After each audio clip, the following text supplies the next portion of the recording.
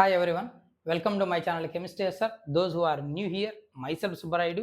I teach chemistry in simple and engaging way. If you are interested, keep watching. In today's session, we are going to discuss about disadvantages of hard water. Diploma first year chemistry లో board ఎగ్జామ్కు important. Okay, సరే ఏంటి ఆ hard water వలన ఉన్న disadvantages ఏంటి?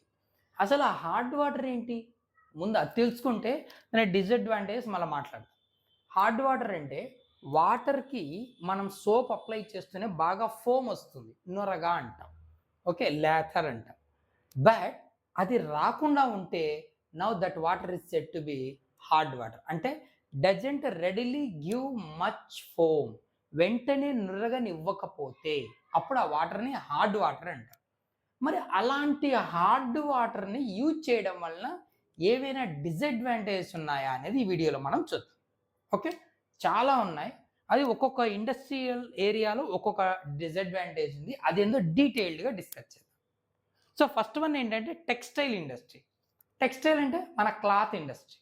So ఈ textile ఇండస్ట్రీలో ఉన్న డిసడ్వాంటేజ్ ఏంటంటే మనకు హార్డ్నెస్ రావడానికి కారణమైన సాల్ట్స్ ఎవరో తెలుసా?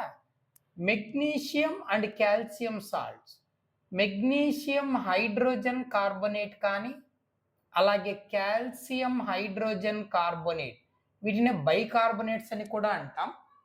ఇవి ఉంటే టెంపరరీ హార్డ్నెస్ అంటాం. ఓకేనా, హార్డ్నెస్ను సింపుల్ టెక్నిక్స్తో పోగొట్టచ్చు.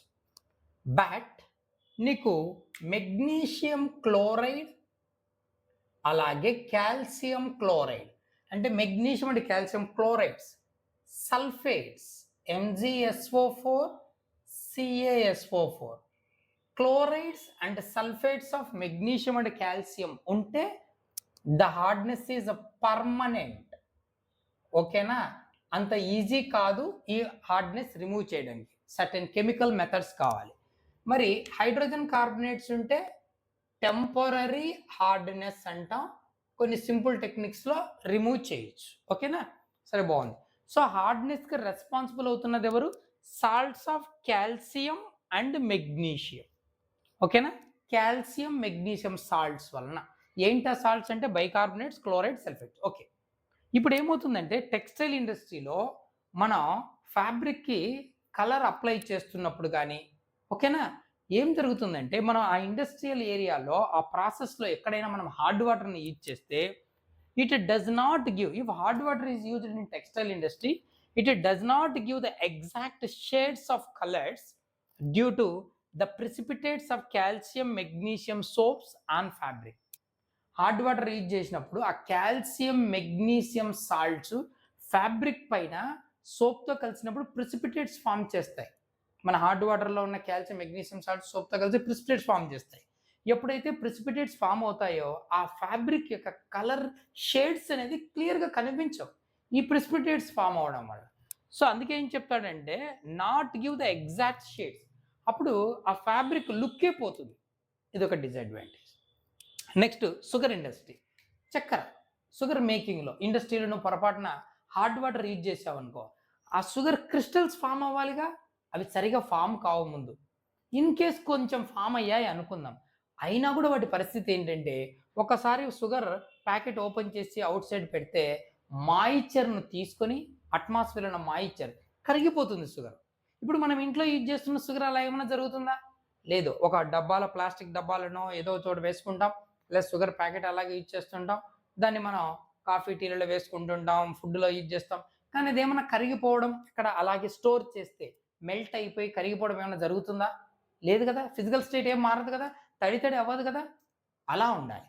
కానీ once if you use hard water in making sugar, that sugar doesn't crystallises properly. If crystallises which becomes deliquescent in nature అంటాడు. డెలిక్విషెంట్ అంటే ఆ షుగర్ మనం ఎయిర్కి ఎక్స్పోజ్ అవుతూనే, గాలి తగులుతూనే అందులో ఉన్న మాయిశ్చర్ను తీసుకొని తన ఫిజికల్ స్టేట్ చేంజ్ చేసుకుంటుంది. అంటే సాలిడ్గా ఉన్నది ఆ మాయిశ్చర్ తీసుకొని కరిగిపోయి లిక్విడ్గా మారిపోతుంది. It does not allow sugar to crystallise properly, ప్రాపర్గా క్రిస్టల్స్ రావు. And the obtained sugar may be deliquescent. ఆ హార్డ్ వాటర్ యూజ్ చేసి నువ్వు ప్రిపేర్ చేసిన షుగర్ డెలిక్విషెంట్ నేచర్ ఉంటుంది. అంటే ప్యాకెట్ ఇంటికి తీసుకొచ్చాక ఓపెన్ చేస్తేనే కరిగిపోవడం మొదలు పెడుతుంది స్లోగా. Next paper industry. Paper making మనం రాసుకోవాలి, బుక్స్ అంటే పేపర్స్ కావాలిగా. సో ఈ పేపర్ ఇండస్ట్రీలో డిసడ్వాంటేజ్ ఉంది. హార్డ్ వాటర్ యూజ్ చేసామనుకో while making the paper quality పోతుంది, పేపర్ కలర్ మారిపోతుంది. ఈ రెండు కాకుండా పేపర్ స్ట్రెంగ్త్ కూడా పోతుంది.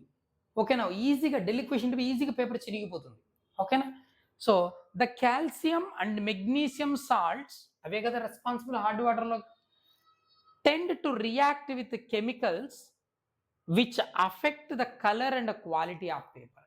పేపర్ మేకింగ్లో అక్కడ ఉన్న కెమికల్స్తో రియాక్ట్ అయిపోయి పేపర్ క్వాలిటీ కలరు ప్రాపర్గా రాదు and tensile strength get affected. ఆ పేపర్ స్ట్రెంగ్త్ కూడా అఫెక్ట్ అవుతుంది, ఈజీగా పోతుంది, చినిగిపోతుంది పేపర్. ఓకే. ఫార్మసిటికల్ ఇండస్ట్రీ అంటే ఇప్పుడు మనము కరెన్సీ నోట్ ఉంది కదా, ఒక్కొక్కటి కలర్లో ఉంటాయి కదా, 50 రూపీస్ నోట్ బ్లూ కలర్లో, 200 ఆరెంజ్ కలర్లో ఇట్లా ఉంటాయి కదా కొంచెం. సో ఈ కలర్స్ కూడా అఫెక్ట్ అవుతాయి, ఆ పేపర్ కరెన్సీ నోట్ కూడా ఈజీగా చినిగిపోతుంది వెంటనే. ఓకేనా, డీకంపోజ్ అయ్యే ఛాన్స్, రైట్. అందుకే హార్డ్ వాటర్ యూజ్ చేయకూడదు. సో ఫార్మసిటికల్ ఇండస్ట్రీ, ఫార్మసిటికల్ ఏం చేస్తాం, మెడిసిన్స్ ప్రిపేర్ చేస్తాం, నథింగ్ బట్ వాటిని డ్రగ్స్ అంటాం. డ్రగ్స్ అంటే మనం అవుట్ సైడ్ సినిమాలో చూసే ఆ డ్రగ్స్ కాదు నాయన. Every medicine is set to B a drug, nothing but chemical substance which on consumption give biological response. మన బయాలజికల్ సిస్టంలో ఏదైనా రెస్పాన్స్ వస్తే దాన్ని డ్రగ్ అంటాం. ఏదైనా కెమికల్ బాడీలోకి తీసుకున్నప్పుడు బయాలజికల్ సిస్టంలో రెస్పాన్స్ వస్తే అది positive response and useful and therapeutic response which is called medicine. అంటే డిసీజ్ క్యూర్ చేయడంలో యూజ్ అయ్యేటువంటి రెస్పాన్స్ అయితే మెడిసిన్ అంటాం. అలా కాకుండా బ్యాడ్ ఎఫెక్ట్ అయితే సెంట్రల్ నర్వస్ సిస్టమ్ పైన వర్క్ చేయడం, బ్రెయిన్ ఫంక్షనింగ్ కంట్రోల్ చేయడం, అడిక్ట్ అయ్యేలాగా చేస్తుంటే వాటిని సపరేట్గా డ్రగ్స్ అని అట్లే వదిలేస్తాం, మెడిసిన్ అని అనవంతే. So medicines nothing but they are a part of drug. Okay, so ఆ మెడిసిన్స్ అని అనుకుందాం.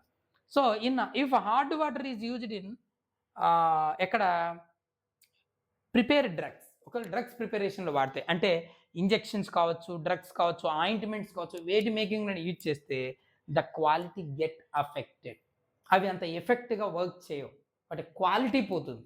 క్వాలిటీ ఎఫెక్టివ్గా మనం ఎక్స్పెక్ట్ చేసిన క్వాలిటీ ఆఫ్ మెడిసిన్ అనేది ఉండదు. Next laundry industry. లాండ్రీకి బట్టలు ఎందుకు ఇస్తాం మనము, మనం డర్ట్ లేదా ఆయిల్ మరకలు సరిగా మనం వాష్ చేస్తే పోలేదని లాండ్రీకి ఇస్తాం, క్లీన్ చేసి ఇవ్వండి.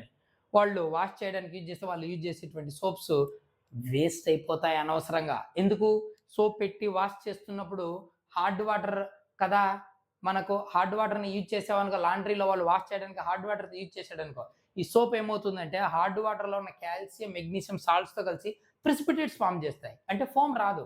అప్పుడు ఆ క్లాత్ పైనను సోప్ పెట్టి వాటర్ ఎంత వేసినా అది హార్డ్ వాటర్ కాబట్టి అక్కడున్న డర్ట్ ఆయిల్ పోకపోగా మన సోప్ అంతా ప్రిసిపిటేట్ లాగా పౌడర్ లాగా అయిపోయి వాటర్లో పోతూ ఉంటుంది, ఫోమ్ రాదు, ఆ డర్ట్ పోదు.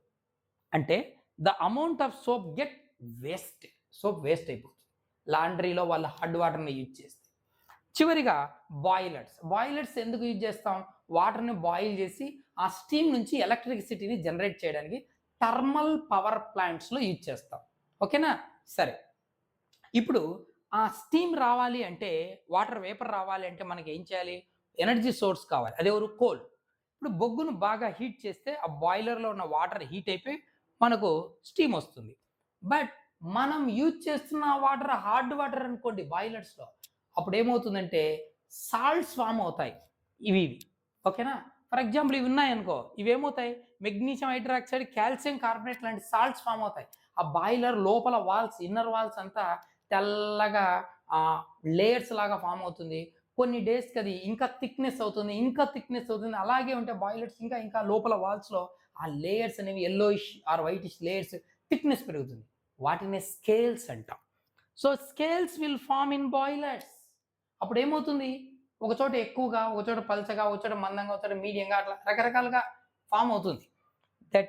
Then the heat get wasted. ప్రాపర్గా హీట్ యూనిఫామ్గా బాయిలర్లో ఉన్న వాటర్ సప్లై అవ్వదు, హీట్ అంతా వేస్ట్ అవుతుంది. ముందు ఆ స్కేల్స్ హీట్ అవ్వాలి, తర్వాత నీకు వాటర్ హీట్ అవ్వాలి. ఓకేనా, స్కేల్స్ ఫామ్ అవడం వల్ల హీట్ ప్రాపర్గా సప్లై అవ్వదు, హీట్ అంతా వేస్ట్ అవుతుంది. ఇవి స్కేల్స్ ఆర్ క్రాక్డ్, స్కేల్స్ ఆ థిక్నెస్ పెరిగి బాగా పెరిగాయి అనుకో, బ్రిట్టల్ నేచర్ వస్తుంది దానికి. అంటే హీట్ చేసినప్పుడు అవి బ్రేక్ అయిపోయి డ్యామేజ్ అయ్యే ఛాన్స్ ఉంది. ఏది, ఆ పైన ఫామ్ అయిన స్కేల్స్, ఆ లేయర్స్. అవి అన్ఈక్వల్గా అక్కడక్కడ క్రాక్స్ వచ్చి ఆ లేయర్స్ అంతా చిట్లిపోవడం వల్ల, పగిలిపోవడం వల్ల ప్రెజర్ అనేది ఈక్వల్గా స్ప్రెడ్ అవ్వదు. There will be sudden rise in pressure. ఒక్కసారిగా ప్రెజర్ పెరుగుతుంది, అవి క్రాక్స్ రావడం వల్ల గ్యాప్లకి ప్రెజర్ పెరుగుతుంది in the boiler and leads to boiler explosion. Boilers కూడా ఎక్స్ప్లోజ్ అయిపోయి పేలిపోయే ఛాన్స్ ఉంది. ఓకేనా? So these are the disadvantages of hard water. Hope you understand. Keep watching for more videos. Thank you.